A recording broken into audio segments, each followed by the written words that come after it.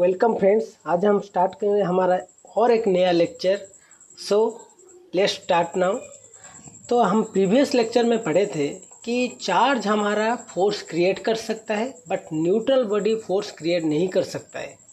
और जो force create कर सकता है वो अट्रैक्टिव फोर्स और repulsive both. Same charge repulsive force develop करता है और opposite force attractive force develop करता है। वो जो चार्ज हम क्रिएट करते हैं वो तीनों मेथड में करते हैं, that is friction, conduction and induction method.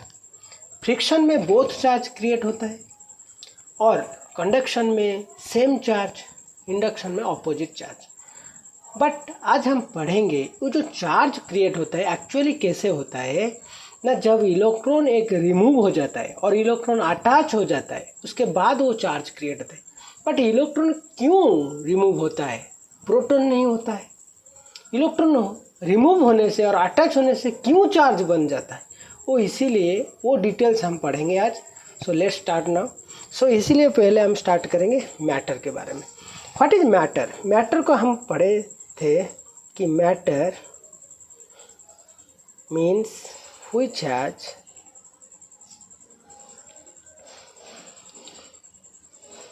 mass and occupies some space। देखिए, मैटर किसको बोलेंगे? जिसका मास है और कुछ स्पेस आकर करता है। हम पहले लेक्चर में भी ये बारे में हम पढ़ चुके थे, तो इसका भी वॉल्यूम है, हम इसको देख सकते हैं ऐसा। तो हम जब मैटर को हम ब्रेक करेंगे, देखिए मैटर को हम जब ब्रेक करेंगे हमको क्या मिलेगा? That is molecule. ठीक है, हमको कौन मिलेगा? मॉलिक्यूल। मॉलिक्यूल को ब्रेक करने से हम पाएंगे दैट इज एटम। ठीक है, एटम को जब ब्रेक करेंगे हमको मिलेगा इलेक्ट्रॉन, प्रोटॉन एंड न्यूट्रॉन। ठीक है, समझ में आ रहा है? देखिए, सो मैटर को हम जब ब्रेक करेंगे हमको मिलेगा मॉलिक्यूल। मॉलिक्यूल को ब्रेक करने से एटम मिलेगा। एटम को ब्रेक करने से इलेक्ट्रॉन, प्रोटॉन और न्यूट्रॉन मिलेगा। देखिए, मैं बोला था क्या कि हमारा जो फोर्स क्रिएट कर सकता है, कौन क्रिएट कर सकता है? ये charge body. But matter is a neutral body. Matter is a neutral body. क्यों न्यूट्रल बॉडी, ये बारे में पढ़ेंगे। Molecule is also a neutral body. Molecule is a neutral body. Atom is also a neutral body, also a neutral body. But electron is a negative charge body, negatively charged body, charge body. ठीक है, और particle, proton एक positively charge particle, positively charge. Neutron का कोई charge नहीं है, no charge, इसका charge नहीं। सो इसको नो चार्ज भी हम बोल सकते हैं। अभी देखेंगे कि ये जो हमारा इलेक्ट्रॉन, प्रोटॉन, न्यूट्रॉन है, इसका जो प्लेसमेंट होता है वो कैसे होता है, क्यों होता है, हम उसी बारे में हम पढ़ेंगे। ठीक है, अच्छा, पहले हम एक एटम के बारे में हम जानेंगे। एटम का एक एटॉमिक नंबर होता है और एटॉमिक मास भी होता है। सो मैं क्या लिखता हूँ, देखिए, atomic number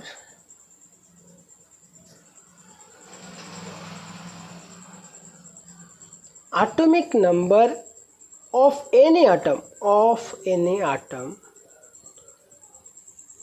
is equal to the number of electron is equal to the number of proton। इसका मीनिंग क्या है कि एटम का एटॉमिक नंबर जो होता है वही वैल्यू उसका इलेक्ट्रॉन और प्रोटॉन का होता है। दैट मीन्स सपोज मैं अभी लिखता हूँ कि सोडियम एक एटम में लेता हूँ। सपोज सोडियम का एटॉमिक नंबर 11 होता है। दैट मीन्स इसका इलेक्ट्रॉन का नंबर कितना है? 11।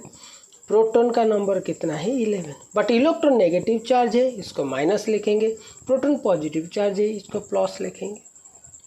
और इसका चार्ज का मैग्नीट्यूड और इसका चार्ज का मैग्नीट्यूड इक्वल होता है, तो इसीलिए नेट चार्ज कितना होगा, ये +11 ये -11, नेट चार्ज 0 है।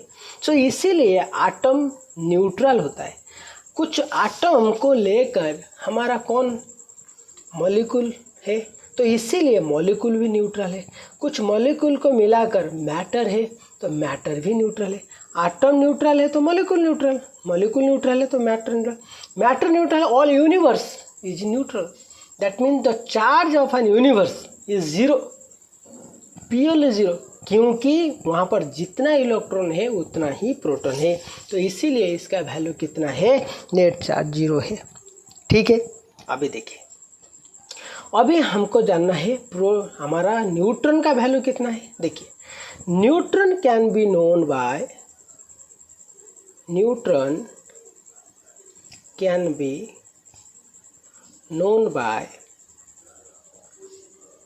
its मास।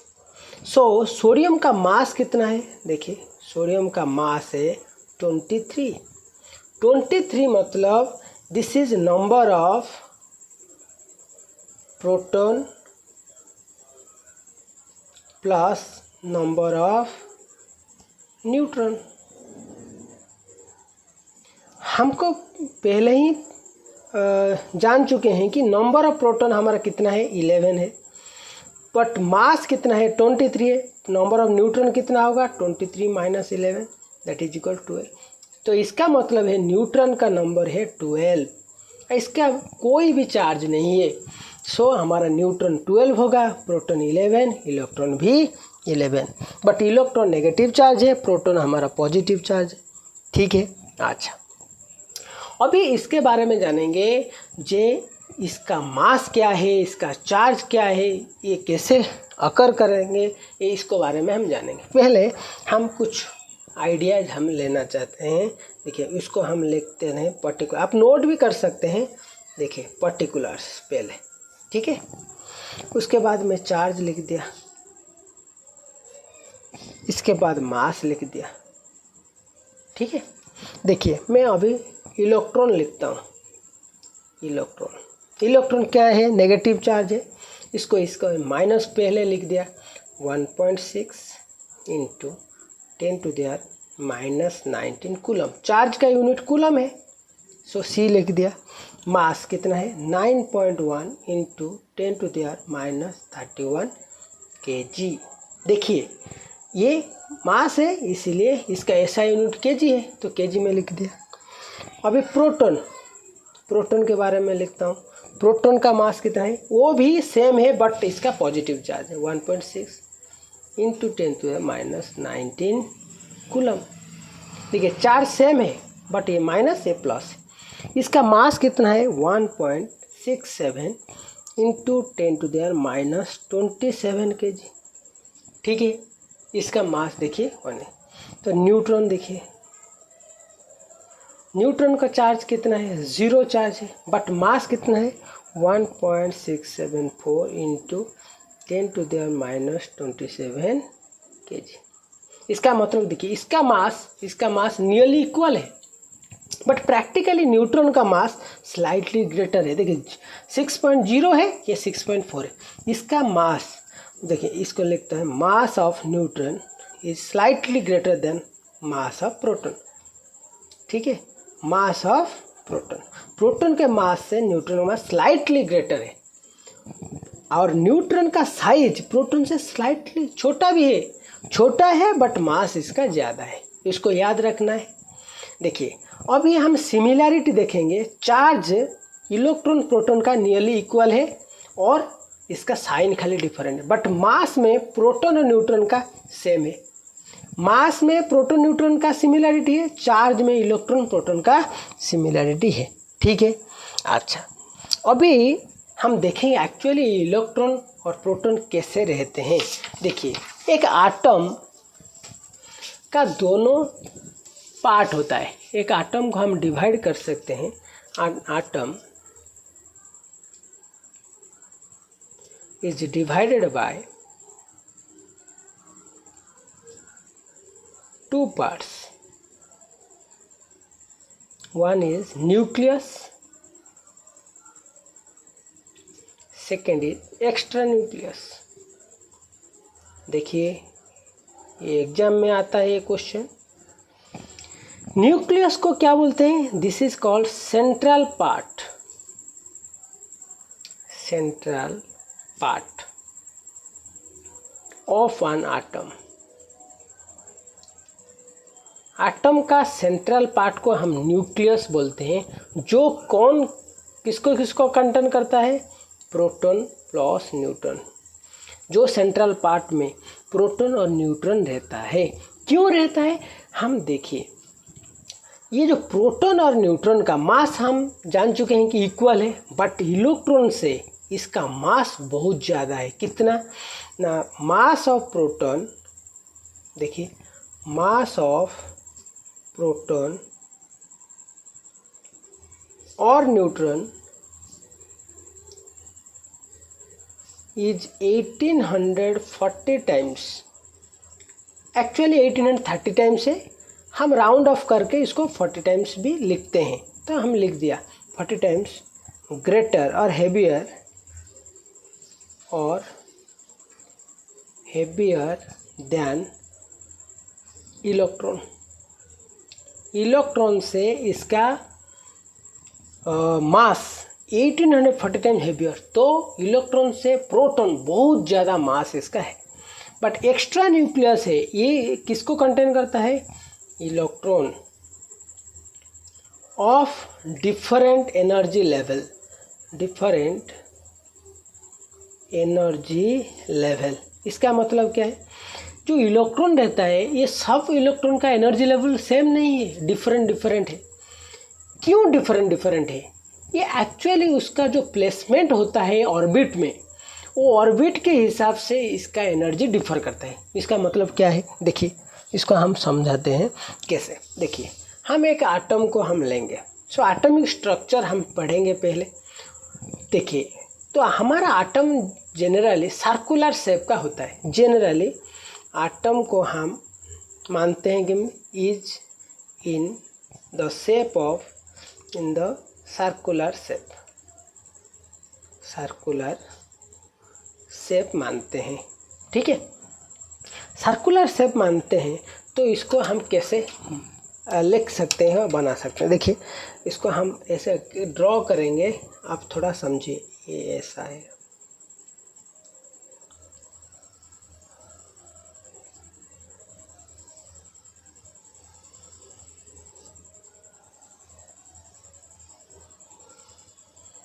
देखिए अभी क्या बोलता हूँ। ये है सेंट्रल पार्ट, यहाँ पर कौन कौन रहता है? प्रोटॉन और न्यूट्रॉन रहता है। ठीक है, ये जो सेंट्रल इसको हम न्यूक्लियस बोल सकते हैं। इसको क्या बोल सकते हैं? न्यूक्लियस। इसको छोड़ के जो पार्ट है, ये पार्ट, इसको एक्स्ट्रा न्यूक्लियस बोलते हैं। ये जो इसको क्या बोलते हैं? ऑर्बिट और सेल भी बोलते हैं। क्या बोलते हैं? ऑर्बिट और सेल। ठीक है, अच्छा इसको हम बोलेंगे valency orbit, valency orbit, because it is outer most orbit है, आउटर मोस्ट ऑर्बिट। ये आउटर मोस्ट है, सबसे बाहर है, इसलिए इसको वैलेंसी ऑर्बिट बोलते हैं। अच्छा, ये जो न्यूक्लियस को छोड़ के जो एरिया है, ये एरिया को हम बोलते हैं एक्स्ट्रा न्यूक्लियस एरिया। यहाँ पर कौन कौन रहता है ना? हमारा इलेक्ट्रॉन रहते हैं। इलेक्ट्रॉन कैसे रहते हैं? देखिए, ये according to 2n² formula, they electron present in the orbit. ये जो न्यूक्लियस के पास का ऑर्बिट को हम फर्स्ट ऑर्बिट बोलते हैं, फर्स्ट, ये वाला सेकेंड, ये वाला थर्ड। ठीक है, ये फास्ट को हम के बोलते हैं, LM। क्वेश्चन में आता है फास्ट ऑर्बिट को, orbit is named as dash K. ठीक है, KLM। ये वाला फास्ट नहीं है, ये थर्ड है, ये वाला फास्ट है। न्यूक्लियस के पास को फास्ट ऑर्बिट बोलते हैं।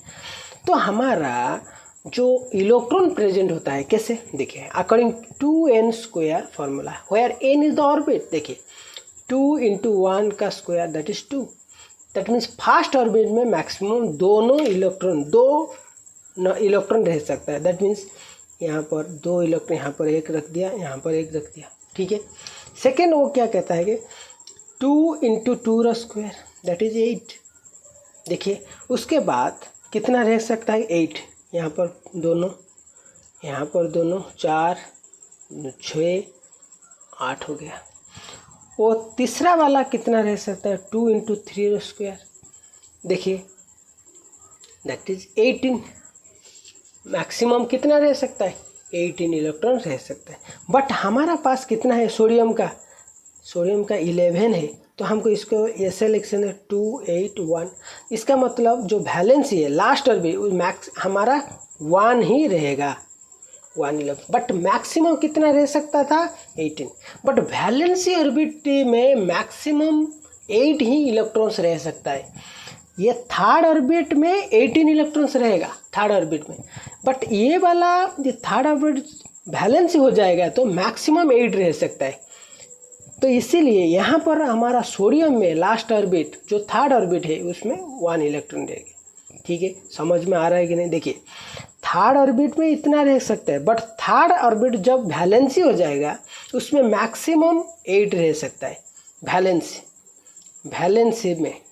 वैलेंसी इलेक्ट्रॉन इतना ही रह सकता है मैक्सिमम, बट सोडियम में वो इतना, इसका वैल्यू कितना है 1। सो इसको हम क्या लिख सकते हैं वैलेंसी इलेक्ट्रॉन, इसको हम लिख सकते हैं क्या वैलेंसी इलेक्ट्रॉन। देखिए ये जो न्यूक्लियस है ये वाला कौन सा चार्ज होगा, देखिए यहाँ पर प्रोटॉन है और न्यूट्रॉन, प्रोटॉन कौन सा चार्ज है पॉजिटिव, न्यूट्रॉन का चार्ज नहीं, तो इसीलिए इसका चार्ज पॉजिटिव है। क्वेश्चन जब आएगा न्यूक्लियस का चार्ज क्या है पॉजिटिव है। देखिए ये वाला इलेक्ट्रॉन है इसका नेगेटिव चार्ज है, तो इसीलिए ये पॉजिटिव चार्ज या नेगेटिव चार्ज के अंदर कुछ फोर्स ऑफ अट्रैक्शन रहता है, बट हम जो जान चुके हैं हमारा जो फोर्स का formula F = K × Q1 Q2/r², तो इसका मतलब है ये डिस्टेंस जितना ज़्यादा होगा फोर्स उतना ही कम होगा, ठीक है। देखिए यहाँ से पॉजिटिव न्यूक्लियस यहाँ पे नेगेटिव चार्ज इलेक्ट्रॉन के बीच में जितना फोर्स होगा ये वाला इलेक्ट्रॉन और हमारा न्यूक्लियस के बीच वो ज़्यादा होगा क्योंकि डिस्टेंस कम है। यहाँ से जो फोर्स होगा ये इलेक्ट्रॉन और न्यूक्लियस के बीच थोड़ा कम होगा, यहाँ से बहुत कम होगा क्योंकि ये डिस्टेंस ज़्यादा है। दैट मीन्स यहाँ पर force of attraction is minimum, और इसको हम बोल सकते हैं कि ये इलेक्ट्रॉन, दिस इलेक्ट्रॉन और valence electron is loosely bound by the nucleus. इसको हम क्या बोल सकते हैं, it is loosely bound by the nucleus. तो ये इलेक्ट्रॉन हमारा लूजली बाउंड है, ये इससे थोड़ा स्ट्रांगली बाउंड है, ये सबसे ज़्यादा स्ट्रांगली बाउंड है। तो इस इलेक्ट्रॉन को ये न्यूक्लियस से बाहर करना है, मतलब हमको बहुत सारा एनर्जी खर्चा करना पड़ेगा। लेकिन ये वाला इलेक्ट्रॉन जो लूजली बाउंड हुआ है इसको थोड़ा सा एनर्जी देने से ये निकल जाएगा क्योंकि ये लूजली बाउंड है बट इसका एनर्जी ज़्यादा है।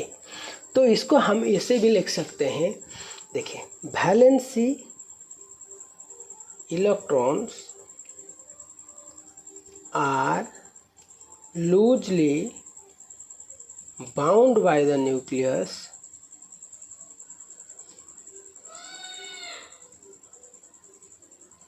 but the energy is more than other orbit electrons. That means और दूसरा ऑर्बिट में जो इलेक्ट्रॉन है उसका एनर्जी से इसका एनर्जी ज़्यादा है। दैट मीन्स ये जो फोर्स और energy, force of electrostatic force and that is energy is inversely proportional. Energy जहाँ पर ज़्यादा है फोर्स ऑफ अट्रैक्शन उस पर कम है, जहाँ पर फोर्स ऑफ अट्रैक्शन मिनिमम है वहाँ पर एनर्जी ज़्यादा है। इसी तरह वो काम करता है। बट वो इलेक्ट्रॉन वैलेंस इलेक्ट्रॉन है और ये वाला न्यूक्लियस है, पॉजिटिव चार्ज है, इसको हम ऑर्बिट बोलते हैं, एक्स्ट्रा न्यूक्लियस भी बोलते हैं, इसको K orbit, L orbit, M orbit बोलते हैं, फर्स्ट, सेकेंड, थर्ड ऑर्बिट बोलते हैं। तो हमको अभी पता चला कि वैलेंस ऑर्बिट, वैलेंस इलेक्ट्रॉन और न्यूक्लियस के बीच फोर्स ऑफ अट्रैक्शन मिनिमम है, बट एनर्जी वैलेंस इलेक्ट्रॉन का मैक्सिमम है। और क्या हमको पता चला, मास ऑफ प्रोटॉन इलेक्ट्रॉन से 840 टाइम्स हेवियर है और एक्स्ट्रा न्यूक्लियस में इलेक्ट्रॉन रहता है और सेंट्रल पार्ट हमारा न्यूक्लियस होता है। उसके बाद हमको क्या पता चला कि मैटर एक न्यूट्रल बॉडी है, मॉलिक्यूल भी न्यूट्रल बॉडी है, एटम भी न्यूट्रल है, but electron negative, proton positive, neutron zero charge होता है। क्योंकि हमारा एटम न्यूट्रल क्यों है, एक एटम में जितना इलेक्ट्रॉन होता है उतना ही प्रोटॉन होता है, इलेक्ट्रॉन और प्रोटॉन का चार्ज सेम है, तो इसलिए नेट चार्ज जीरो है। और हमारा जो नंबर ऑफ इलेक्ट्रॉन रहता है एटॉमिक नंबर के साथ इक्वल रहता है। Atomic mass, number of proton, number of neutron का सम को ही एटॉमिक मास बोलते हैं। तो इसीलिए हमको नंबर ऑफ प्रोटॉन मालूम होने से हम एटॉमिक मास से नंबर ऑफ न्यूट्रॉन हम पता कर सकते हैं। तो अभी इसका जो कन्फिगरेशन है ऐसा है, बट हम नेक्स्ट क्लास में जानेंगे। तो इसका साइज कितना है हमारा इलेक्ट्रॉन का, न्यूक्लियस का, एटम का, और ये इलेक्ट्रॉन जो लूजली बाउंड है वो इसको कैसे हम निकाल सकते हैं। अभी इसको वैलेंस इलेक्ट्रॉन बोलते हैं, जब ये निकल जाएगा, ये फ्री इलेक्ट्रॉन हो जाएगा, तो कैसे होगा नेक्स्ट क्लास में पढ़ेंगे। सो आज के लिए इतना ही। Thank you very much.